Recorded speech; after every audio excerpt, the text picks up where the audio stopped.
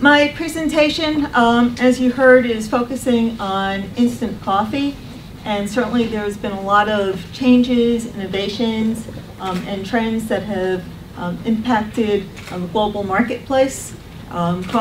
Instant coffee has had to struggle to maintain some of its stature, competing against, as you heard from many of the presenters, from some of the innovations in the marketplace and a push up in quality. And so there's been a tackle for those involved in the production of instant coffee to change some of the perceptions and images of instant. And I'm going to be talking a fair amount about that in my remaining time.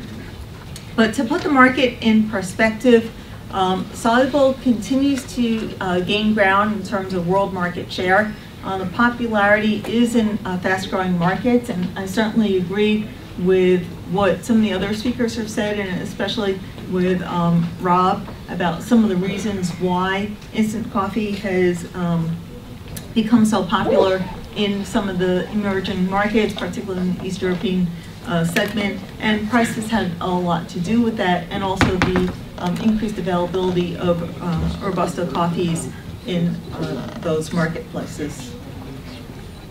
The idea here is, how is the instant coffee market going to survive and continue to thrive?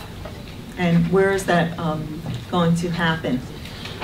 What I see is that the Soluble market needs to really focus for consumption efforts on out-of-home use, and to exploit some of its ease of use properties, and to focus on institutional use and also on increased liquid extracts. So producing countries where most of the Soluble manufacture occurs, these are two avenues for growth, as opposed to trying to tap into the out-of-home market and competing with the growth in the pod segment and single serve.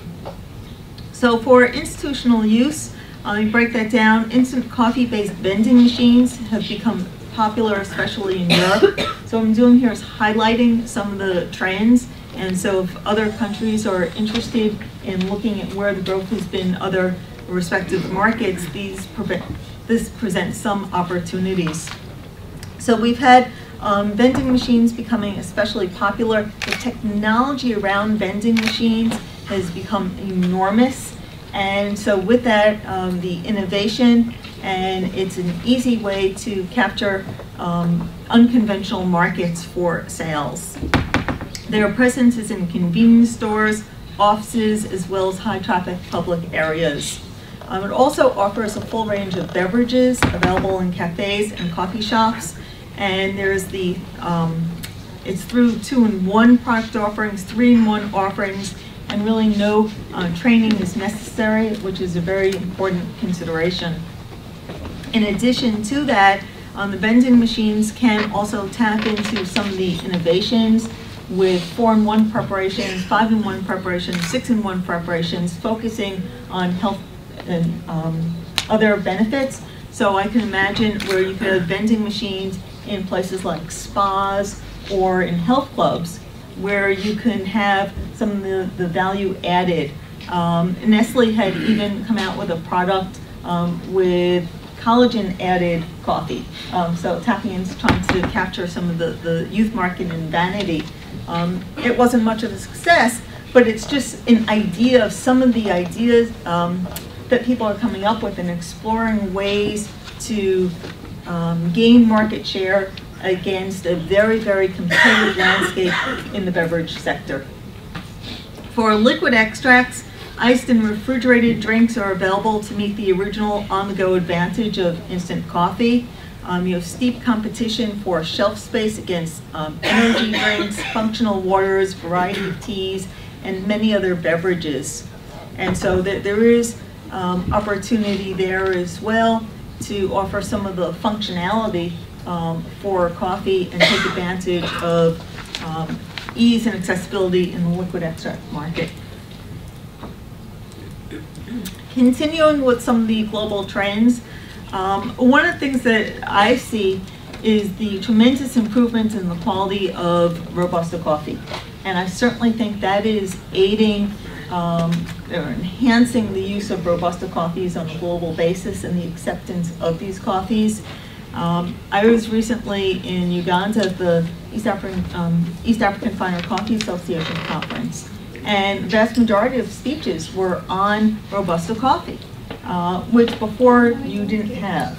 In addition, you have someone like Ted Lingle, who's the former head of the Specialty Coffee Association, who would never even align himself with Robustas. The Coffee Quality Institute is now talking about and tasting quality Robusta coffees, blind tastings of Robusta coffee that win out over Arabicas. So Robustas are gaining confidence among buyers in terms of the reliability and quality of supply, and that certainly goes to kudos to the producing countries who are working hand in hand with roasters to improve the quality, and it's being noticed in the marketplace.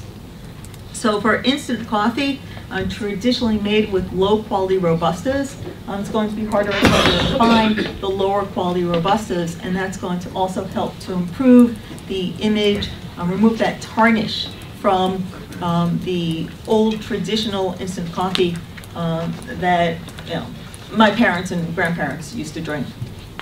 Vietnam is leading the way. They're paving some of these quality improvements, and that's a good thing because they certainly have had enormous growth in their production, and a much greater percentage of that is now meeting the standards of the U.S. marketplace and others that they're exporting to. Stronger Robusta pricing is reflective not only of competition with higher Arabica prices, but also roaster flexibility in their blends.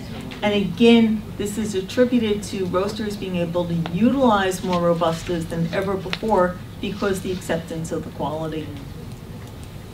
There's been a soluble production shift to origin. This is another trend that in my research that I've studied, as was pointed out, the work that I'm presenting here is part of a global study that I'm putting the finishing touches on.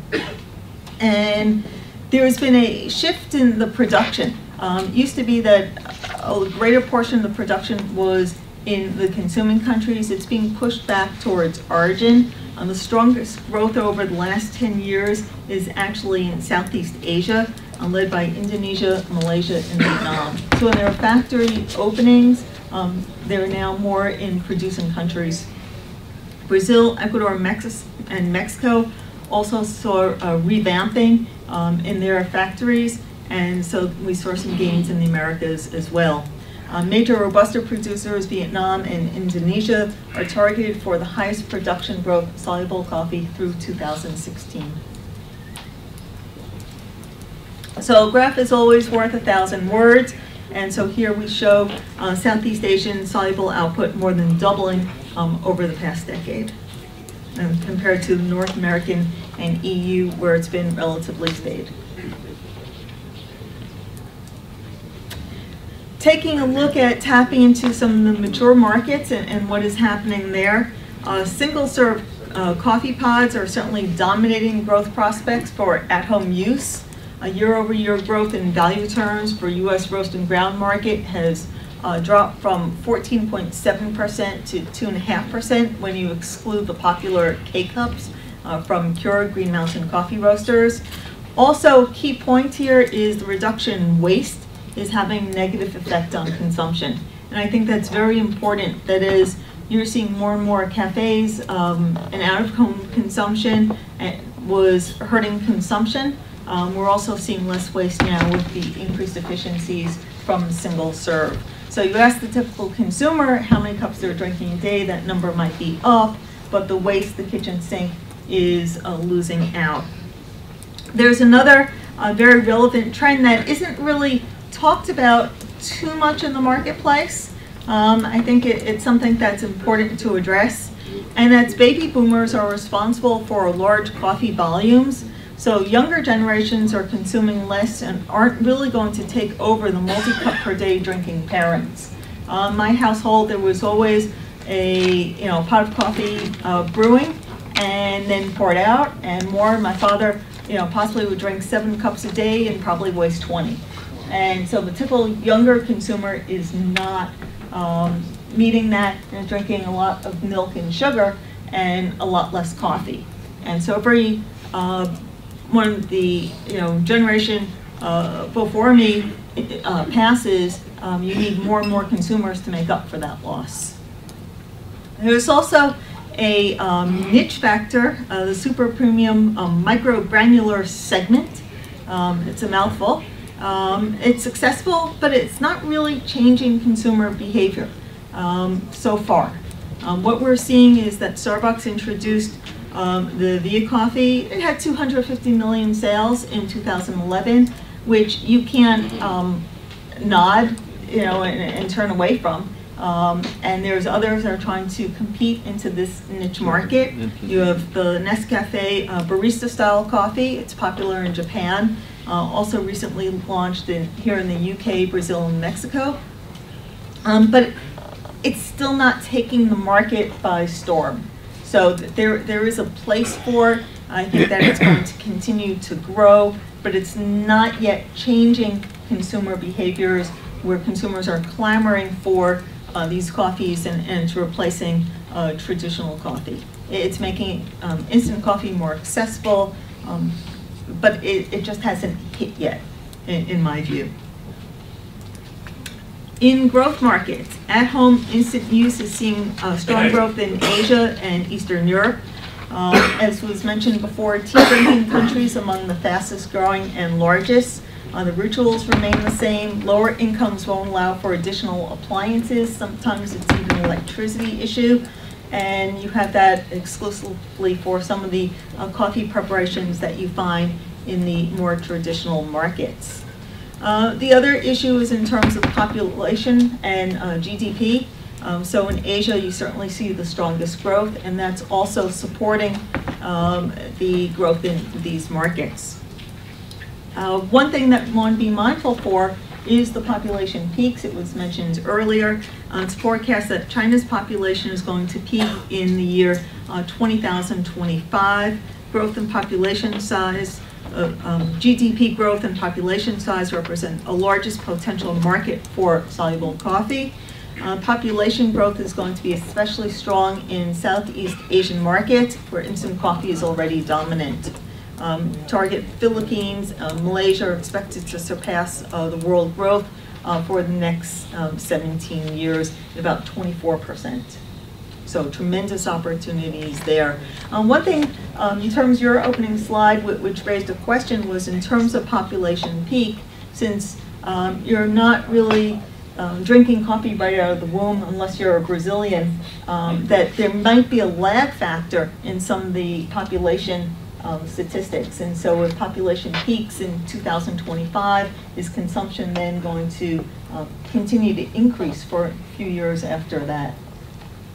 So that's open for discussion for a later point. Here's Asian retail market, and we saw volumes double over the past 10 years. And you can see that Asia Pacific clearly usurping anything in Western Europe. Eastern Europe is now surpassing Western Europe for the first time. And then you have Latin America small, inching upwards. North America is trending lower. And then you have Middle East and Africa, which has a nice upward slope. And so potential opportunity there.